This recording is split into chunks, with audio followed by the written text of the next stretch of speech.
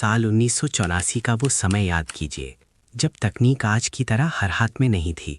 उस दौर में जहां दुनिया भर के अधिकतर बच्चे गलियों में खेल रहे होते थे या शुरुआती दौर के साधारण वीडियो गेम्स में उलझे रहते थे, वहीं दक्षिण अफ्रीका का एक 12 साल का दुबला पतला लड़का अपनी रातों की नींदें खराब कर रहा था। वो कोई साधारण बच्चा नहीं था, वो कोडिंग की जटिल पंक्तियों के बीच अपना खुद का एक डिजिटल ब्रह्मांड रच रहा था। ये एक ऐसा जीनियस था जिसकी सोच उसकी उम्र के बच्चों से कोसों आगे थे। वो दूसरों से इतना अलग था कि समाज और उसके हम उम्रों से समझ ही नहीं पाते थे। इसी अकेलेपन और विशिष्टता के कारण उसका कोई दोस्त नहीं बन पाया। स्कूल के गलियारों में उसे अक्सर उपहास का पात्र बनना पड़ता था और उसे बेहद क्रूरता से बुली किया जाता था। शारीरिक और मानसिक प्रताड़ना के बावजूद उस बच्चे के अंदर एक ऐसी आग थी जिसे बुझाना नामुमकिन था। आज दशकों बाद वही लड़का अंतरिक्ष की गहराइयों में रॉकेट भेज रहा है, दुनिया की सड़कों पर इलेक्ट्रिक कारों का जाल बिछा रहा है और आर्टिफिशियल इंटेलिजेंस के माध्यम से भविष्य की नींव रख रहा है। आज वो दुनिया का सबसे अमीर व्यक्ति बन चुका है, जिसे हम इलॉन मस्क के नाम से जानते हैं।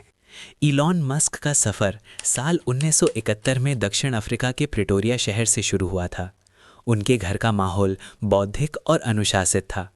उनके पिता एक कुशल मैकेनिकल इंजीनियर थे, जबकि उनकी माँ एक प्रसिद्ध मॉडल और डाइटिशियन थी। बचपन से ही इलॉन के व्यवहार में कुछ ऐसी बातें थीं जो उनके माता पिता को चिंतित कर देती थीं। अक्सर खेलते खेलते या बात करते करते इलॉन अचानक एक गहरी सोच में खो जाते थे, जिसे ट्रांस की स्थिति कहा जा सकता था। उस दौरान उनके आसपास बम भी फट जाए तो उन्हें भनक तक नहीं लगती थी। उनकी आंखों के सामने एक अलग ही दुनिया चल रही होती थी।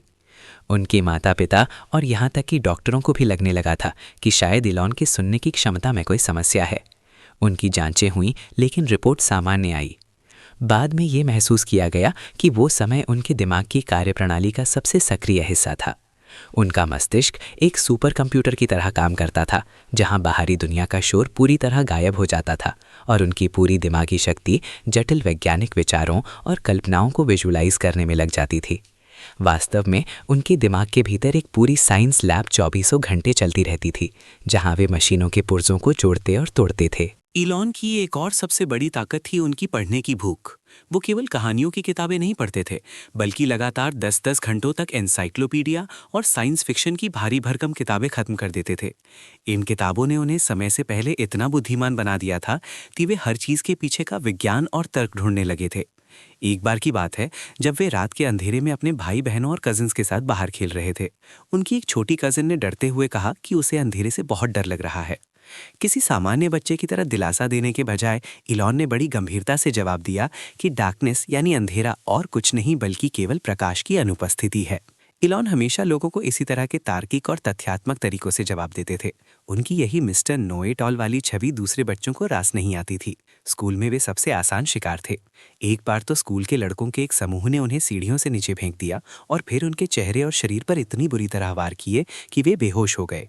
उन्हें अस्पताल में भर्ती करना पड़ा और इस घटना के कारण आज भी उन्हें सांस लेने में कुछ कठिनाइयां होती हैं।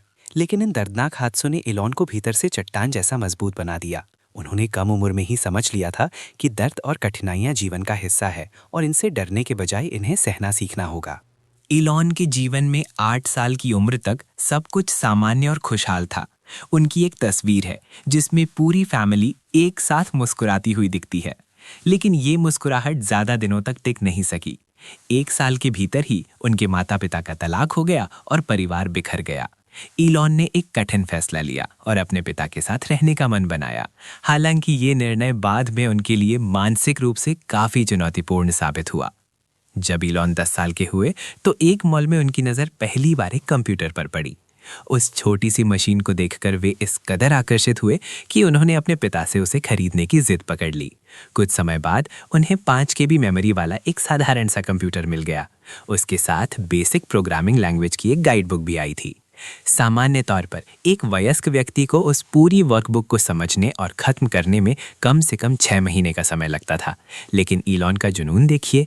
उन्होंने लगातार 3 दिनों तक बिना सोए दिन रात एक करके उस पूरी किताब के सारे लेसन और कोडिंग के तरीके सीख लिए।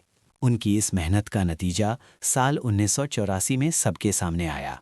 मात्र 12 साल की उम्र में इलॉन ने पूरी तरह से कोडिंग करके अपना पहला वीडियो गेम तैयार कर लिया, जिसे उन्होंने ब्लास्टर नाम दिया।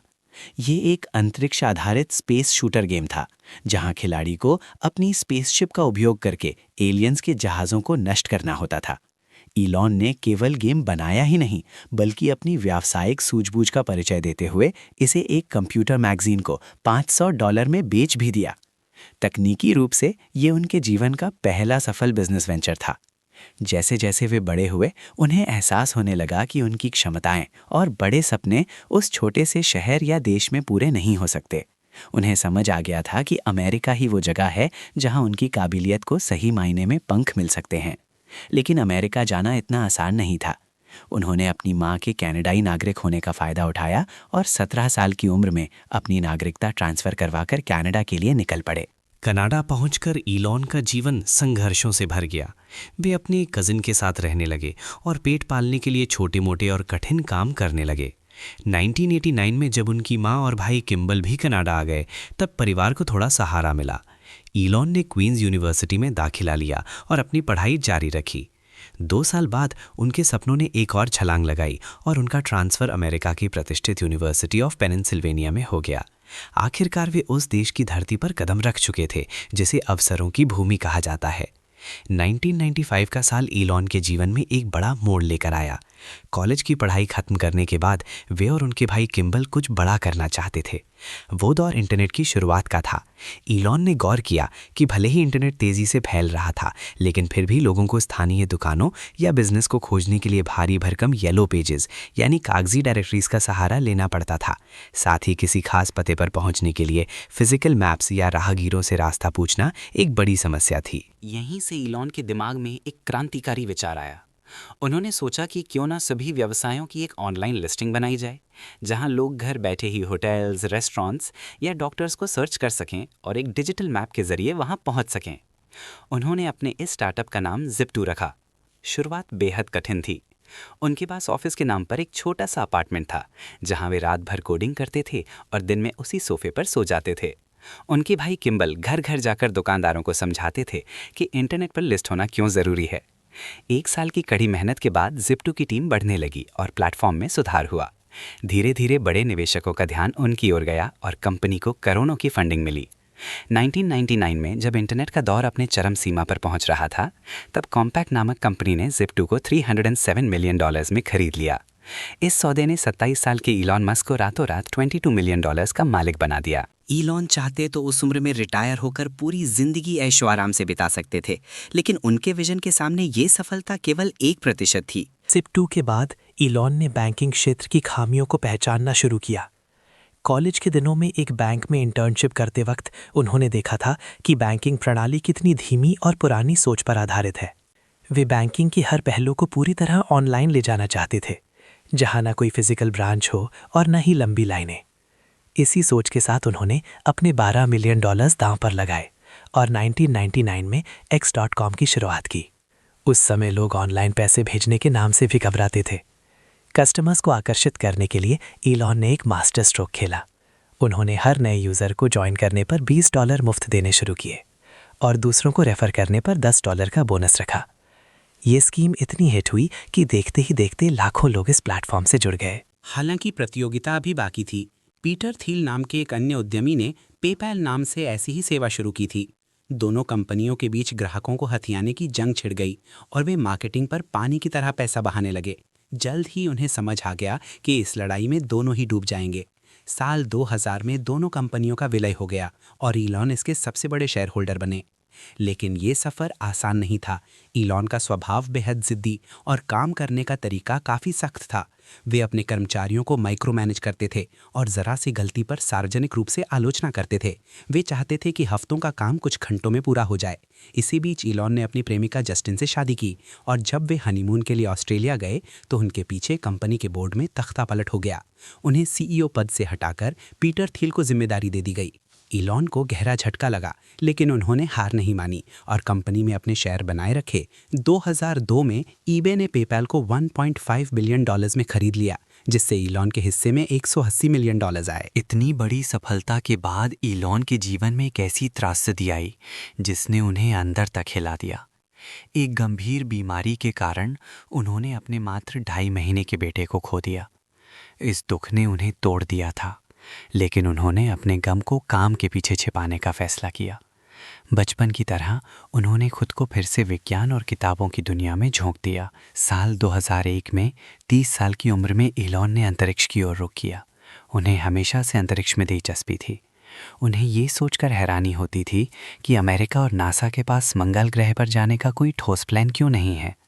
उन्होंने महसूस किया कि दुनिया का ध्यान अंतरिक्ष अन्वेषण से हट चुका है और वे इसे वापस लाना चाहते थे। उनका शुरुआती विचार मार्स ओएसिस प्रोजेक्ट था, जिसके तहत वे मंगल पर एक छोटा ग्रीन हाउस भेजकर वहां एक पौधा उगाना चाहते थे ताकि दुनिया को यकीन हो सके कि वहां जीवन संभव है। इसके लिए उन्हें सस्ते रॉकेट्स की ज़रूरत थी। वे रॉकेट खरीदने रूस भी गए, लेकिन वहाँ के अधिकारियों ने उन्हें बच्चा समझकर उनका मजाक उड़ाया और एक पुराने रॉकेट की कीमत इतनी ज़्यादा बताई कि इलॉन दंग रह गए। रूस से वापस लौटते समय फ्लाइट में इलॉन के साथ आए वैज्ञानिक निराश थे, लेकिन इलॉन के हाथ में एक नोटबुक और कैलकुलेटर था।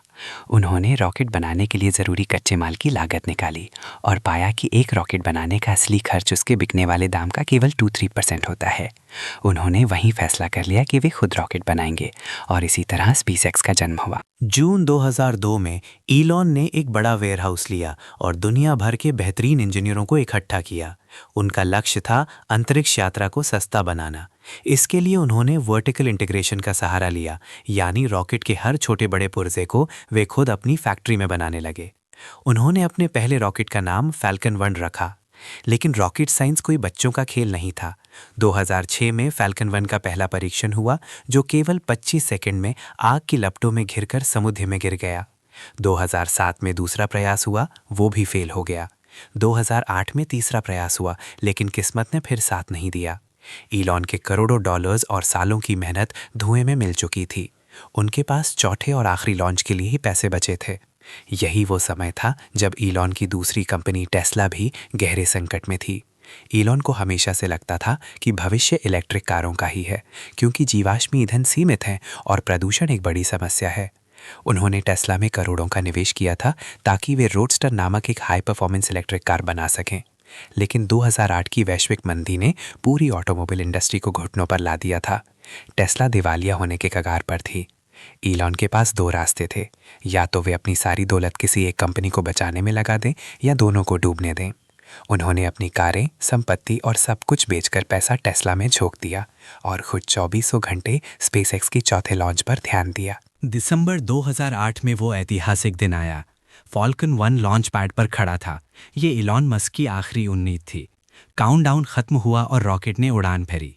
एक के बाद एक स्टेज सफलतापूर्वक अलग हुए और अंततः वो कक्षा में पहुंच गया। स्पेसएक्स अंतरिक्ष में रॉकेट भेजने वाली दुनिया की पहली निजी कंपनी बन गई। इस सफलता ने नासा को प्रभावित किया और उन्हें $1.6 बिलियन का एक बड़ा कॉन्ट्रैक्ट मिल गया, जिसने स्पेसएक्स की जान बचा ली। साथ ही क्रिसमस से ठीक पहले टेस्ला को भी ज़रूरी फंडिंग मिल गई। इन सफलताओं के बाद इलॉन ने पीछे मुड़कर नहीं देखा। टेस्ला ने मॉडल एस लॉन्च की, जिसने साबित कर दिया कि इलेक्ट्रिक कारें न केवल पर्यावरण के अनुकूल हैं, बल्कि वे रफ्तार और स्टाइल में भी पेट्रोल कारों को पछाड़ सकती हैं। आज टेस्ला दुनिया की सबसे मूल्यवान कार कंपनी है। दूसरी ओर स्पेसएक्स ने रीयूजेबल रॉकेट्स बनाकर पूरी अंतरिक्ष इंडस्ट्री की परिभाषा बदल दी। आज उनके रॉकेट अंतरिक्ष में जाते हैं और वापस सुरक्षित ज़मीन पर लैंड करते हैं, जिससे करोड़ों डॉलर्स की बचत होती है।